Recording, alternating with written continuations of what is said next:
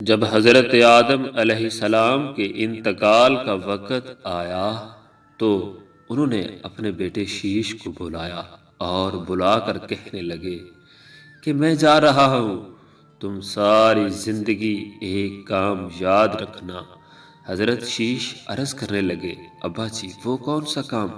تو حضرت آدم علیہ السلام نے فرمایا کہ ہر وقت، ہر روز اللہ کے آخری نبی صلی اللہ علیہ وآلہ وسلم پر درود و سلام پڑھتے رہنا۔ حضرت شیش نے پوچھا، وہ کون ہیں؟